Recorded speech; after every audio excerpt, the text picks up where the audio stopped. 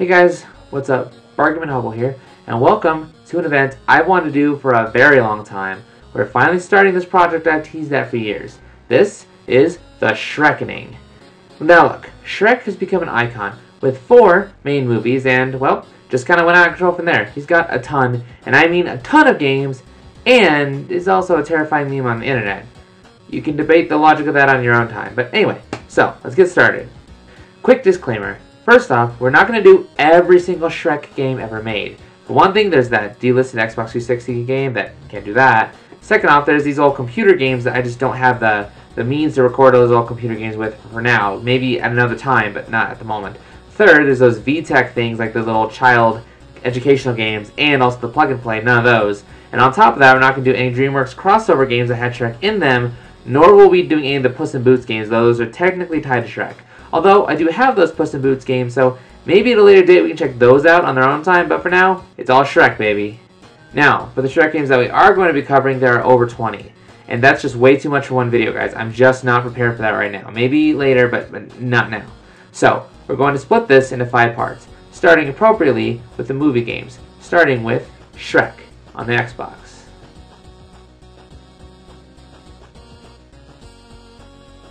So, is Shrek's first dip into the gaming world a worthy dive, or should we just flush it away? Let's find out. It's time to hobo up! The story for Shrek is as follows. Merlin has kidnapped Shrek's wife Fiona, and now Shrek needs to do good deeds to open the way, defeat Merlin, and get her back. It's not much to write home about, you know, it's just the basic stop the evil save the girl storyline, but I'll give it a pass. Gameplay for Shrek is a mission-based action platformer. Shrek will need to travel to different locations doing good deeds in each. Doing good deeds unlocks other worlds and other unlockables. These missions range from finding these things to defeating these enemies and things like that. Shrek has a good set of moves to help him progress through the stage, combat enemies, but sadly, the cracks in the shield start to form very quickly. For one thing, the controls are very loose and slippery, and Shrek runs way too fast.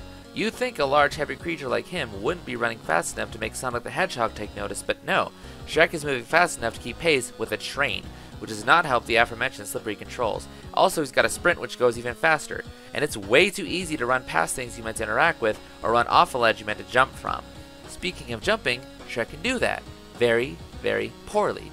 His default jump height is barely high enough to clear small obstacles, so to compensate he has a few extra moves. One of those is a wall kick. Shrek jumps towards a wall or something, can kick off it to launch himself higher, but controlling this is a nightmare. Trying to accurately aim this move is like trying to kick a field goal from the other side of the field, blindfolded. Technically possible, but good luck actually doing it. And you'll need to do this a lot, because a lot of things you need to deal with are in areas that Shrek's pathetic little hops couldn't reach in a million years. Oh, and there's also fart jumping. You heard that right, fart jumping. Shrek can eat onions and fart on command. This is used to stun enemies, and we'll get back to that in just a second. You can also eat peppers to burp fire. When you have a pepper, you can light a gas cloud on fire, which sends Shrek airborne. You can combine these to create an explosion instantly. So yes, fart jumping is a thing. Oh, and why not just a little more salt for that wound? Shrek cannot ledge grab. Let me repeat that, because it bears repeating. Shrek cannot ledge grab. Do you even know how much easier this platform would be if you could do that simple little move that other games have had for years? Oh, but then again, why give them one more thing to screw up? But platforming is not the only thing Shrek fails miserably at. Let's talk about combat, because good lord do we need to talk about that. This feels like an afterthought. Shrek can punch, grapple, and kick, as well as punch and kick things he's holding onto. But Shrek does not defeat his enemies, no, he just puts them down for a nap. The punch stuns them while the kick sends them flying. And it's not just enemies Shrek will need to pick up, as many of the missions require Shrek grab something and bring it somewhere. He's able to kick the thing to send it flying, which helps you can aim it right, but it's easy to overshoot it due to the previously mentioned slippery controls. These enemies do not stay down for very long. Beat them and they're only down for about 5 or so seconds before they're back to being a bee in Shrek's bonnet. And that leads me into the missions you'll have to do. The very first mission in the game, gather up the sheep, put them back in their pen. Sound easy? Well, it's not. See, the wolf is going to make you hate wolves because he's constantly taking them back out. And this area that you're in is pretty big, so you have to run around and get them one by one. Again, kicking the sheep can help, but the wolf has no problem undoing your hard work. And on top of that, if you accidentally punch Bo Peep like I did, congratulations, you now have another annoyance on the list because Bo Peep is now constantly coming after you. So now, you have to get the sheep and keep attacking the wolf to stop it for 5 seconds, also keeping away from Bo Peep, who's now out for blood and is hot on Shrek's heels. Oh, but it barely even matters. You do the mission and get the medal proving so. You go back into the level for another mission, and it's like the first one never happened. For example, in the first world, there are 2 missions that involve grabbing the thing and taking it to the place. We already discussed the first one, but the second one has Shrek grabbing these little egg kids and bringing them in the nest, while Humpty Dumpty does his darndest to get in the way. This one isn't quite as bad, because not only is it easier to kick the eggs into the nest, but unlike the wolf, once the eggs are in the nest, Humpty can't do squat about it. But it's still not fun to do. Oh, but when you start the next mission, the sheep are back out of the pen and the eggs are back out of the nest. What's the point of doing these missions when they just get undone 2 seconds later? It feels like your effort is wasted. No changes are being made to this place. It's like cleaning your room until it shines, only for it to get destroyed again once you turn your back. And what if you have to pause the game and walk away for a while? Are you going to remember what you were supposed to be doing? Or are you going to accidentally redo a mission you already did? But let's talk about another annoying mission. Farting on things. As previously mentioned, Shrek's fart cloud is mainly used to stun enemies, but they have to be behind Shrek for it to work, and some of these things run so fast you're struggling to get in position and press the button, and then you run out of gas, you have to leave the enemy to go get some more onions to try again. And then, let's add a time limit on top of that, like again, the first world, where you have to punch the clock, then run all the way down this narrow tunnel where it's easy to get stuck, run up to the cow, chase it down, corner it, and fart on it, and you have to do all that in 40 seconds, or you have to start the whole thing again from the beginning. And somehow, this cow runs even faster than Shrek. Not impossible, but in a word, annoying. After finishing a few missions, you unlock race mode, where you gotta complete objectives you already done, this time in a time limit, complete the objective in that time to get a token. You can use tokens to buy cheats. That's one big old steaming bowl of nope. The problems I mentioned didn't get any better when I reached the second world. The world had a whole new slew of missions, but this one has a lot more verticality than the last one, which makes that jump kick all the more necessary. But this was where the game broke me. The controls were infuriating, the enemies were a constant pain in the butt, trying to use that wall kick was like trying to knit a sweater with oven mitts on, and I just couldn't take it anymore, so I threw in the towel. I always try to beat games when I review them, but this game was legit making me angry. And if a game makes me angry due to broken controls and other things we'll touch on in a second, it's just not worth it. For presentation, the game is just ugly. I know this is technically a launch title for the Xbox, but it almost looks like it was originally for the Dreamcast or something. These graphics are just awful. Now granted, they do a fine enough job representing the world, and you can tell who's who, but the Xbox is capable of so much better, and there are tons of big green titles that look, sound, and play way better than this. Speaking of sounds, it's one of the most mixed bags I ever did see. The characters, including Shrek, are constantly spitting out sound after awful sound. Let's start with our gassy hero. 9 times out of 10, whenever Shrek lands from any fall, including falling back down from jumps, he grunts. And with how loose the controls are, it's way too easy for Shrek to wind up getting launched in the air, so you're going to hear him grunting a lot. The NPCs in levels, be they enemies or not, never shut up. And some of the voices are fine, but a lot of them are grating after a while. The best, worst example I could find is Humpty Dumpty.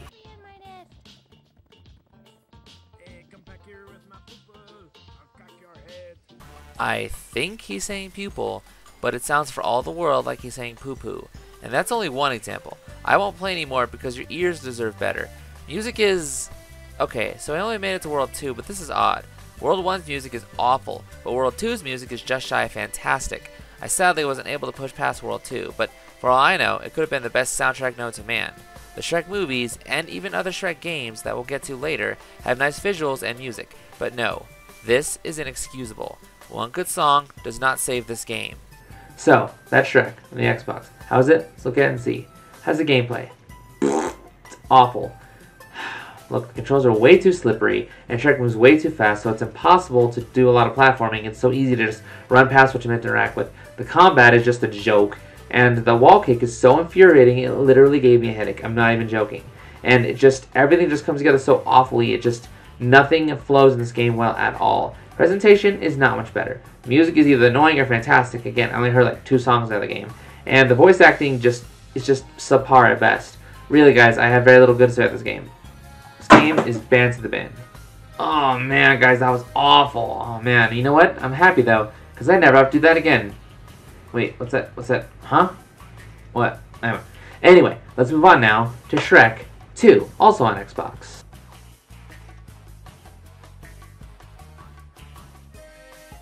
Well, Shrek's first outing was pretty bad, but what about a second? Is the second outing any better, or is it just as smelly? Let's find out. It's time to hobo up! Again. The story for Shrek 2 is more or less that of the movie. Shrek and Fiona are married when they get an invite to visit Fiona's parents in far, far away. But her dad, King Harold, isn't thrilled to see that she married an ogre. So, while Shrek tries to win the blessing of his father-in-law, an insidious plot by the fairy godmother is going down, and Shrek and friends have to stop it. Like I said, it's basically the plot of the movie, just some extra video game fluff, but hey, it works. Shrek 2 is a mission-based beat-em-up, with some elements of platforming and puzzles for taste. You have a team of 4 characters at all times, and party members will leave and join for storyline reasons. Each character is capable of combat for sure, but they also have their own power. For example, Shrek can lift heavy objects, Fiona can slow down time, Little Red Riding Hood can throw explosive apples, etc. What's nice is that the game supports 4-player co-op, so if you've got some friends who love to do couch co-op, you can all play together. Each level gives you a number of missions to complete, some mandatory and some optional. Levels take about 15 to 20 minutes, and that's ignoring all the optional objectives. These can range from defeat these enemies to find these things. Now, that's a similar setup to the last game we talked about, but the controls are 1,000 times better. All the characters move at an appropriate speed. Not so fast they're impossible to control, but not so slow it takes forever to get anywhere. Most of the levels are just straight shots to the end, where you do your objectives as needed, but others are mission-based, where you run around the level and do a certain amount of objectives. Doing missions, mandatory or not, earns you snapshots. You're not required to get all of them to finish the game, a lot of these just go for unlockables. Combat is fairly button mashy, basically just hitting the X button and maybe the Y button to use your power, but it doesn't get dull. Also, there's no friendly fire. I mean, you can hit your friends and they'll say something about it, but they don't lose any health. If a character dies, they're down until you find a health potion. If everyone in the party dies or objective has failed, you restart from the last checkpoint, which are fairly common, so dying never takes too much time away from you. Just a quick note here, falling into a bottomless pit is treated as a full party wipeout. The camera is great too. It swivels around on its own as needed, but can be pulled out or zoomed in as needed, and it's always in your control. Across the game's levels, 3 of them have a hidden shop where you can buy upgrades, and I don't kid when I say hidden because if you're not actively looking for them, you will never find them. These upgrades can be hugely helpful and you'll want to beef up for the final battle. I'll just tell you which levels are in and the rest is up to you. The 3 levels are Spooky Forest, Walking the Path, and Prison Break.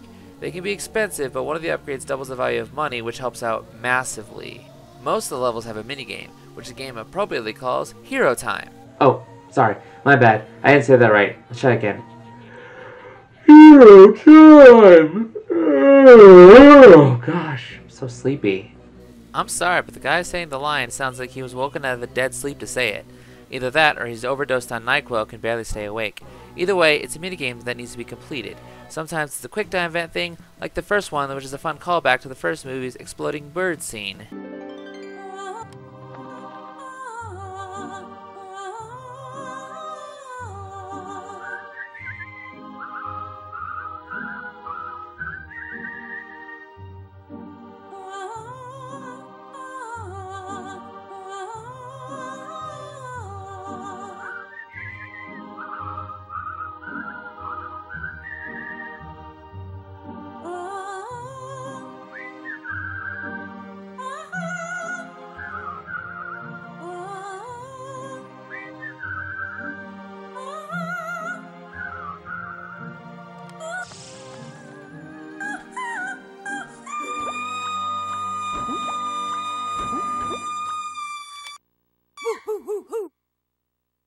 It could be a platforming section, it could be a boss fight, it could be many things, and they can range from fun to mildly annoying.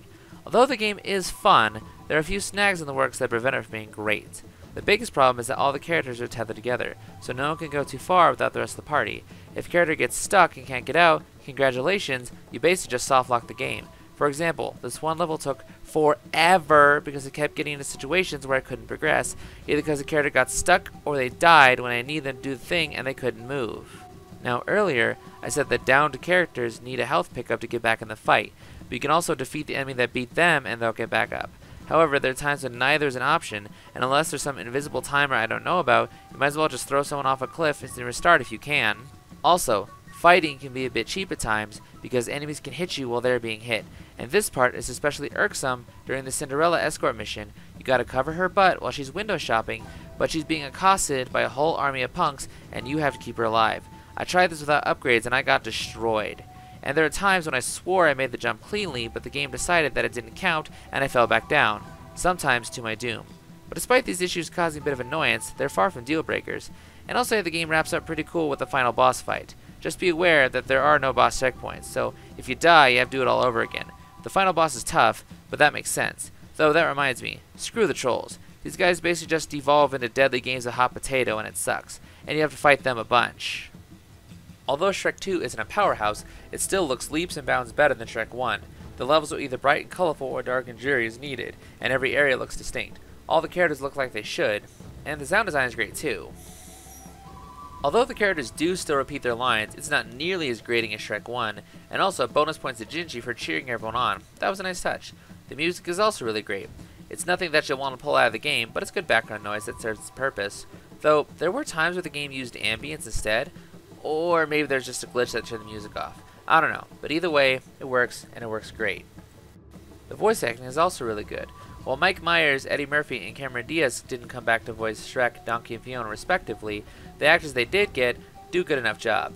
I'm not sure if any of the film's actors came back, but the ones they got are good enough that you won't mind the absences. So, that's Shrek 2. Let's get that rating board back up. How does it play? This is a marked improvement over the first game, guys. It controls way better, it's a lot more fun, and if you got friends that do couch co-op, this could be a fun night. Now, it's still got its flaws, don't get me wrong, but it is leaps and bounds better than the first game. Seriously, the comparison is night and day. And as presentation, well, you won't hear the Xbox train to pump out the graphics, but they look really good, and the characters sound like they should, everyone bounces off each other well, and the music is good too. You know what? I had a much more fun with this. This time, Hobo approves. Wow. Now there's a 180 for you. Shrek 1 was awful, but Shrek 2 was really good. And now, we jump into high definition gaming with Shrek 3 on the Xbox 360.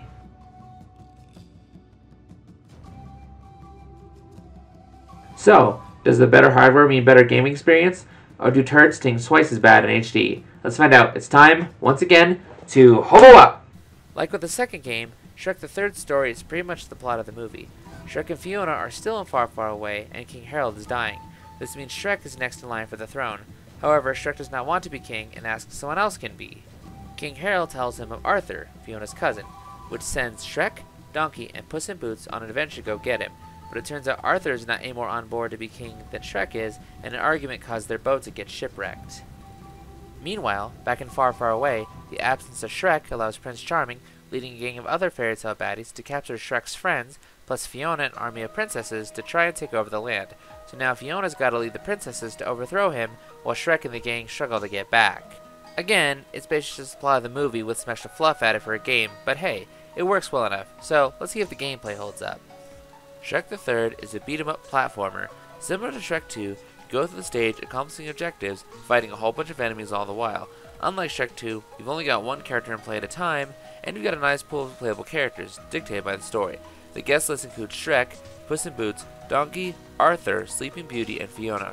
Thankfully, they're not just carbon copies of each other, they all play differently, and we'll explore that shortly. As you play, you get a number of optional quests. Things like find these things or perform this many finishing moves, and you're awarded extra coins for your troubles. Some of them can be pretty easy to miss, but you can replay levels often as you want.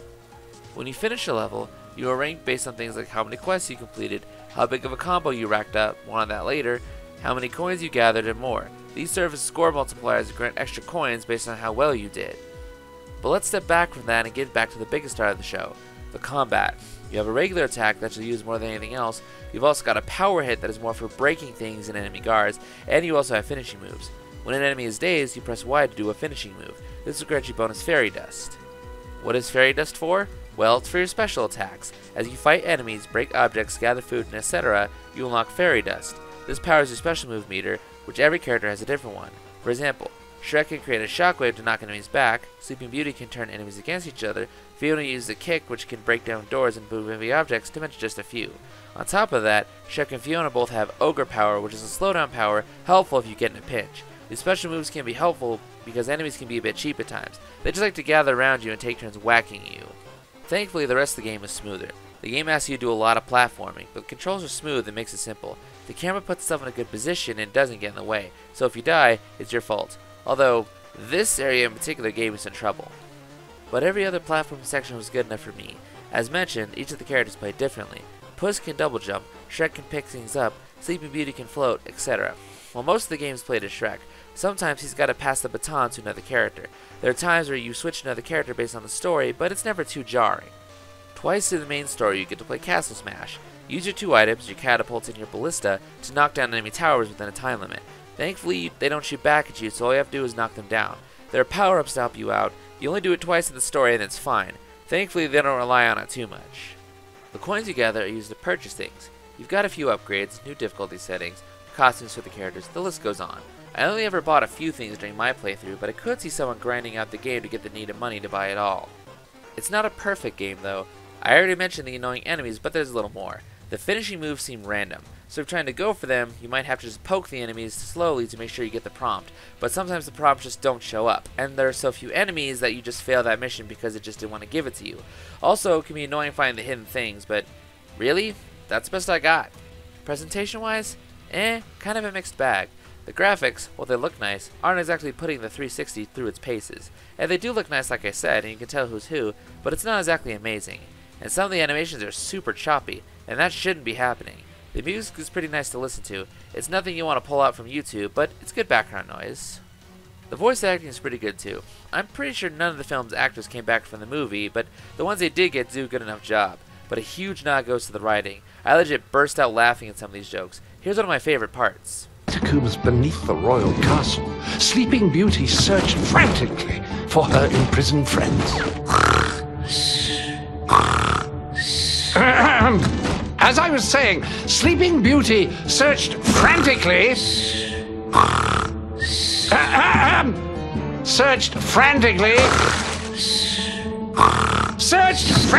because her friends' very lives depended upon her. You don't have to be so rude.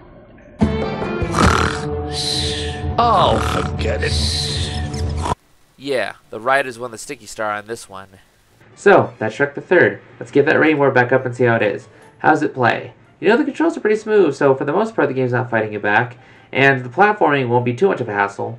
Again, for the most part. The controls, are fine, like I said, but the combat can be a little jerky at times. It's not always fun. Although, the searching for the extra stuff can be a fun side quest, so that's all cool. And as a presentation, well, again, you won't hear the system strain to pump out the graphics, but the graphics do look nice, albeit sometimes the choppy animations that could have been a little better. And the writing, however, is on point. It's so funny. The music is pretty good, nothing you'll remember after the game, but, it's serviceable. So, ultimately, this time, once again, Hobo approves.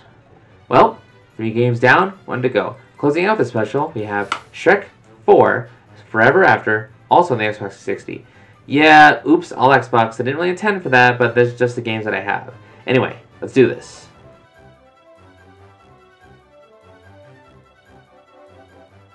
So, does this first part of the special end on a good note or a sour note?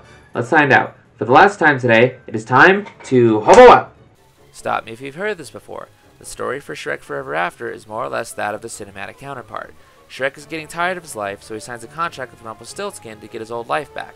However, Shrek trades it for the day he was born, and his life is altered heavily. His friends are alternate versions of themselves, and Rumpelstiltskin is the king. Now Shrek has to get Fiona to give him a true love's kiss within 24 hours, or he will cease to exist. Again, the movie's plot, but with some added video game fluff. That's how it works. It's not an inherently bad thing, mind you, I just thought I'd point that out. Regarding gameplay, Forever After is kind of a blend of 2 and the third. So, once again, it's a top-down beat-em-up, and you've got 4 people, but they're not all on screen at once unless you're playing couch co-op. Your party, of course, consists of Shrek, but you've also got Puss in Boots, Donkey, and Fiona. Each of them have their own different power and play differently. Of course, Shrek is the muscle. Once again, he can carry objects as well as push and pull heavy things. Donkey can kick, and he'll need to kick open gates or rotate things that need to be rotated.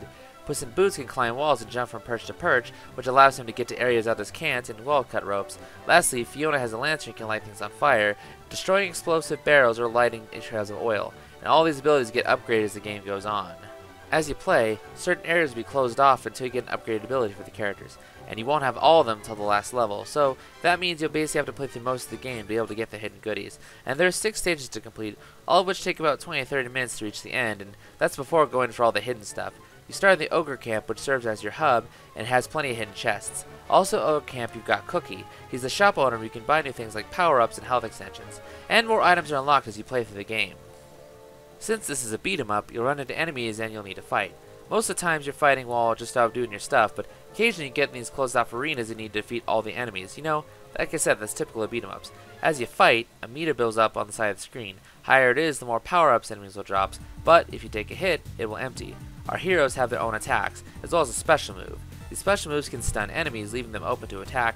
The game also throws in puzzles, and I wouldn't exactly call them brain benders, but they will make you slow down and think. And, if you get stuck, find your friend Magic Mirror. He will transport you between the good world Shrek loves and the bad one he must save. So, if you can't progress in the current world, switch over to the other one and keep going. Although the game moves at a notably slower pace than its older brother, everything works and I had a good time with it. Plus all the hidden goodies you have to backtrack for, it could be a good time to shoot for total completion if you're bored. Occasionally, you'll fight a boss. The bosses can't be attacked directly. You'll have to find a way to damage them. Not every stage has a boss battle though. And still, they can be a good way to wrap up the stage. So, despite how slow the game can be at times and how repetitive, the only real gripe I have is that it can be kind of boring for long sessions, but other than that, I don't have much to complain about. I actually kind of like this game. This game, like its siblings, isn't exactly a powerhouse. Like I've said, the Xbox 360 is capable of better, but the game's not bad looking either. The world looks good and all the levels are distinct from one another, and you can easily tell where you are. The music is pretty good background noise too, but the choice of music is, well, it's something else alright. Okay, so like I've mentioned, you get put in these little closed-off sections to fight enemies, right? Well, during those sections, music is playing that doesn't play anywhere else in the game, and the track lists include things like Bad Reputation by Joan Jett, Waffles by Perry Grip, and Walking on Sunshine. Okay, Bad Reputation is a good fit, since it's a high-energy song, and it was even used in a fight scene for one of the movies. Waffles? I mean, canonically it fits, because, you know, Donkey's obsessed with him, but wouldn't have been my first choice for an action scene, but Walking on Sunshine, okay, you know what, that one doesn't just fit at all. Look, the soundtrack is all over the place, guys. I mean, Bad Reputation, I mean, hey, that's a high-paced song, and it was used in an actual Shrek fight scene, so, hey, that works. You know, that Waffles song, I mean, well, there's a lot of Waffles in the series, so I guess that kind of works, but Walking on Sunshine and I'm a Believer, those are not high-paced songs for an action scene. You just shouldn't use them. It just looks weird. Now, originally, I planned to play those songs over other games, see if they fit, but I really just don't want to get the tube bots after me, so unfortunately, I had to cut that. Sorry. I mean, I get it. They couldn't exactly use death metal for this kind of game when it's trying to be family friendly, but this battle soundtrack is all over the place. I mean, the songs are good. Whatever. I think I've said enough. Anyway, the voice acting. While lacking the likes of Mike Myers and stuff as usual, the actors still do good enough jobs filling their shoes. And while the characters still talk a lot and repeat a lot of the same lines, it's nowhere near as grating as what we talked about before. And also, I just like how with Donkey's special move he sings and it's just so bad that it stuns enemies, but he has different songs and then he has commentary associated with them, so that's cool. So, there was effort and charm put into this game, you can't take that away from it. Alright, there we go. That's Shrek Forever After. Let's get that rating board up one last time and close this out. How's it play? Yeah, it plays pretty alright. I mean, it's a little slower paced, but the controls are smooth, so it's not going to fight you back, and I died a few times, but most of those felt like my fault, and honestly, I actually had a good time with this one. And as for presentation, well, won't be winning any awards, but it looks and sounds good, and the Xbox, like I said, won't be straining to pump out the graphics, but like I said, it looks and sounds good enough, although the music choice is really weird, but, you know, give and take, I guess. So, you know what, all around, this game didn't make me mad, so Hobo approves. Alright, now, time for that tier list. So, taking the top spot, we have Shrek 4, and then the third game takes the second spot, with number 2 taking the third spot, and Shrek 1, at the very bottom, it belongs in the garbage. Yeah, I wasn't exactly planning for this to be, you know, reverse chronological orders, the tier list, but you know what, that's just how it goes. But hey, have you played any of these games? What do you think of them? I'd love to hear your thoughts. Let me know in the comments below.